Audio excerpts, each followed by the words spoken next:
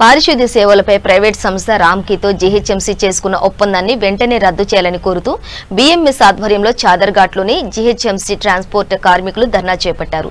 జీహెచ్ఎంసీలో ప్రధాన రోడ్ల పారిశుద్ధ్య పనులను ప్రైవేట్ సంస్థలకు అప్పగించారని జీహెచ్ఎంసీ బీఎంఎస్ అధ్యక్షుడు గోపాల్ ఆందోళన వ్యక్తం చేశారు.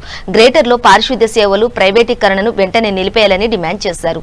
లేని పక్షంలో రాష్ట్ర వ్యాప్తంగా ఉద్యమాన్ని తీవ్రతరం చేస్తామని హెచ్చరించారు.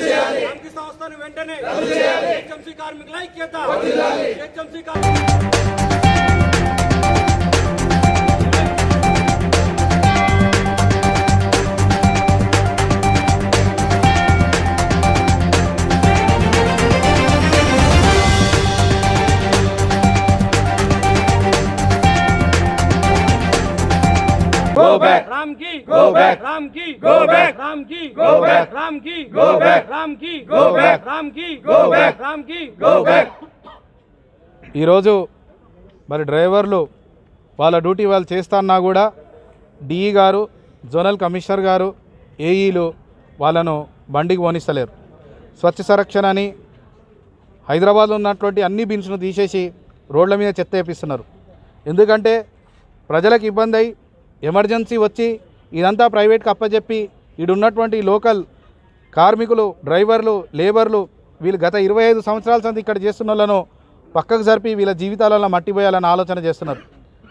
వాళ్ళు ఎంతసేపు బీహార్, ఒరిస్సా వాళ్ళతోటి పని చేయించి హైదరాబాద్లో ఎవరైతే పనిచేసిరో జీహెచ్ఎంసీకి ఇంత అద్భుతమైనటువంటి మహోన్నతమైనటువంటి సేవ చేసిరు. కరోనాల వరదలల్లో ఇంత కష్టపడ్డటువంటి లేబర్, డ్రైవర్, శానిటేషన్ వర్కర్ వీళ్ళందరినీ కూడా ప్రైవేటీకరణ చేసి రామ్కీకి అప్పచెప్పే ప్లాన్ చేస్తుంది ఇలా జీహెచ్ఎంసీ. మేము దీన్ని తీవ్రంగా ఖండిస్తున్నాం. మేము ఒకటే చెప్తున్నాం, ఈరోజు మేము పనిచేస్తే 160 కోట్లు అవుతున్నాయి. మరి మీరు 800 కోట్లకు ఎందుకు ఇస్తారు? 800 కోట్లు సంవత్సరానికి హైదరాబాద్ పైసలు ఒక ప్రైవేట్ సంస్థకి ఇస్తే ఆ ప్రైవేట్ సంస్థ అభివృద్ధి అయితే తప్ప హైదరాబాద్ కాదు, హైదరాబాద్ ప్రజలు కాదు.